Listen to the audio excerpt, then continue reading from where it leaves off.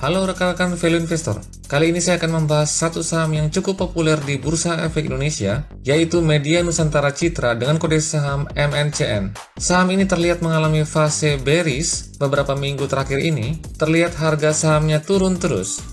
Apakah saham MNC ini masih layak dikoleksi?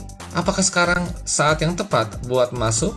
Berapa sebenarnya harga wajar saham MNCN? Pada video ini saya juga nantinya akan membandingkan kinerja dari MNCN dan kompetitornya yaitu SCMA. Karena kalau saya perhatikan pergerakan harga saham SCMA jauh lebih bagus daripada MNCN. Jadi nanti kita akan membandingkan kinerja kedua emiten ini, termasuk rasio-rasio profitabilitas dan valuasinya. Maka dari itu simak sampai habis video ini, karena saya yakin masih akan ada banyak informasi yang menarik seputar saham MNCN. Tapi sebelumnya ada baiknya Anda klik subscribe dulu channel ini sebagai bentuk dukungan Anda terhadap channel Leo Sumadi. Dan saya juga mau ingatkan bahwa disclaimer on, jangan Anda membeli saham hanya karena Anda menonton video ini. Pastikan Anda sudah mempunyai preferensi yang tepat sesuai dengan profil risiko yang bisa Anda terima. Saya akan memulai analisanya dengan melihat dulu chartnya. Kita perhatikan, memang saham MNC ini sudah mengalami tren bearish semenjak awal tahun 2021 ini. Hal sama sebenarnya juga dialami oleh kompetitornya, yaitu SCMA. Kita lihat sama, awalnya SCMA juga mengalami tren menurun atau bearish dari bulan Januari tahun 2021 sampai dengan pertengahan tahun ini. Tapi bedanya, saham SCMA sudah mulai move on dan berbalik menjadi uptrend.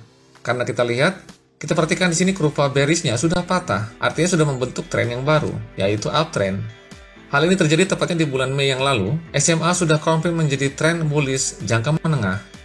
Nah sekarang kita akan lihat kinerja MNCN, utamanya pada kuartal pertama tahun 2021, apakah penurunan saham ini ada hubungannya dengan kinerjanya.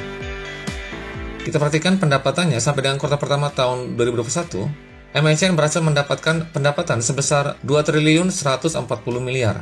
Jumlah ini mengalami pertumbuhan atau naik sebesar 6,2% dibandingkan dengan periode yang sama tahun sebelumnya yang sebesar 2.015 miliar.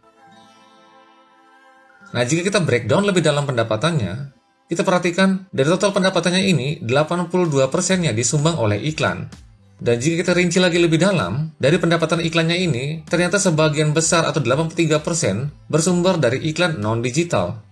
Lalu porsi yang lainnya dari total keseluruhan pendapatan disumbang oleh konten sebesar 18%. Jadi sampai dengan sejauh ini, pendapatan MNCN masih sebagian besar disumbang oleh iklan non-digital. Nah dari pendapatannya ini, pada kuartal pertama tahun 2021, MNCN berhasil memperoleh laba sebesar 421 miliar. Jumlah ini mengalami pertumbuhan atau naik sebesar 26% dibandingkan dengan periode yang sama tahun sebelumnya yang sebesar 332 miliar. Lalu kita perhatikan juga ekuitasnya sampai dengan kuartal pertama tahun 2021 sebesar 15.557 miliar. Jumlah ini juga mengalami pertumbuhan sebesar 7,5% dibandingkan dengan periode yang sama tahun sebelumnya sebesar 14.461 miliar. Nah sekarang kita cek kesehatan keuangannya, kita cek solvabilitasnya. Sampai dengan kuartal pertama tahun 2021, total hutang MNCN sebesar 4.072 miliar. Jumlah ini terlihat lebih kecil dari ekuitasnya yang sebesar 15 triliun. Lalu kita perhatikan juga hutang jangka pendeknya yang sebesar 2 triliun, juga lebih kecil dari aset lancarnya yang sebesar 8 triliun. Nah, kedua fakta ini menunjukkan bahwa solvabilitas MNCN sampai dengan saat ini masih terlihat aman dan cukup bagus. Itu artinya kemampuan MNCN untuk membayar hutangnya, baik itu jangka panjang maupun jangka menengah, sangat besar. Nah, sekarang coba kita lihat rasio-rasio profitabilitas lainnya. Nah, sekarang saya mau bandingkan ya. Tadi kan kenaikan harga saham SCMA terlihat lebih bagus ketimbang MNCN. Nah, sekarang kita bandingkan kinerja antara kedua emiten sejenis ini. Di sini saya sudah merangkum kinerja dari SCMA sampai dengan kuartal pertama tahun 2021. Kita mulai dari pendapatannya. Kalau dari sisi pendapatannya, terlihat pertumbuhan pendapatan dari SCMA sedikit lebih tinggi daripada MNCN.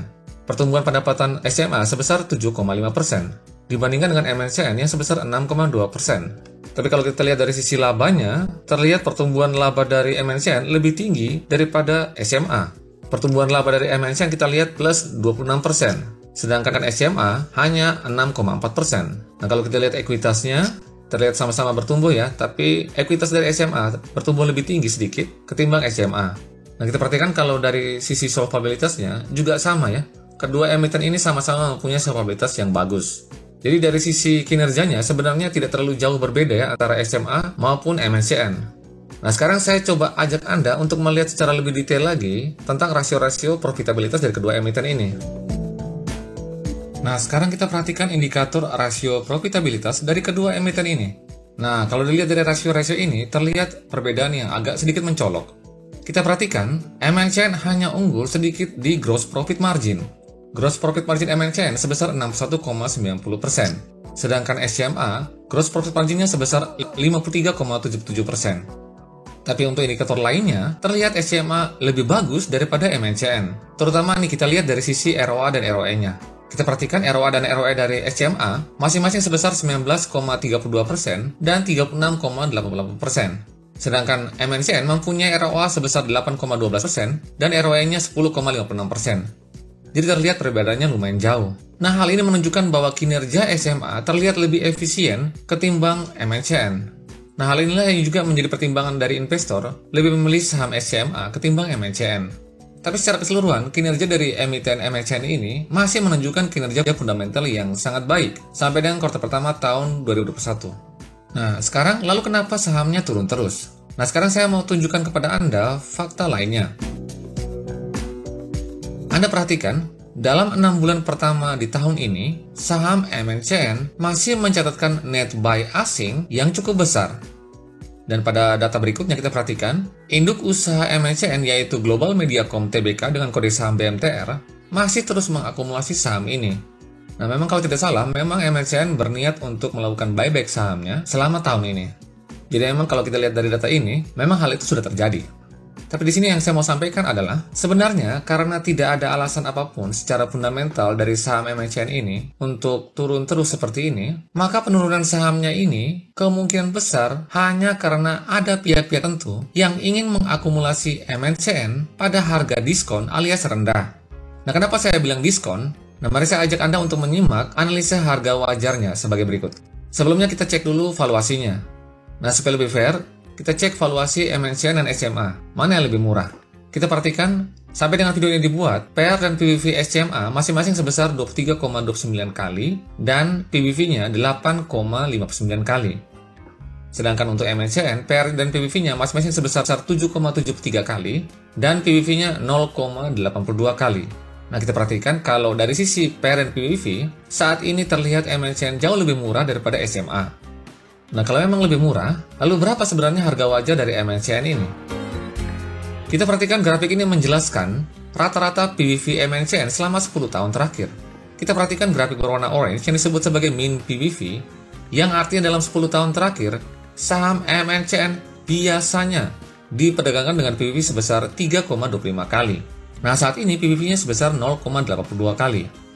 Jika kita yakin suatu saat saham MNCN ini akan kembali ke rata-rata PBV-nya selama 10 tahun terakhir, nah kita bisa hitung harga wajarnya seperti ini. Kita cari dulu book value per share. Rumusnya ekuitas dibagikan jumlah saham yang beredar. Kita dapat angkanya 1005. Nah kalau Anda pusing atau Anda malas hitungnya, Anda bisa lihat angka ini di RL di bagian key statistik lalu ke earning. Lalu kita masukkan angkanya min PBV-nya 3,25 kali, rata-rata PBV-nya selama 10 tahun terakhir, maka kita bisa dapat harga wajar MNCN harusnya sebesar Rp3.226 per lembar saham. Angka ini didapat dari book value per share dikalikan min PBV-nya. Nah, pada saat video ini dibuat, harga saham MNCN sebesar Rp820 per lembar saham.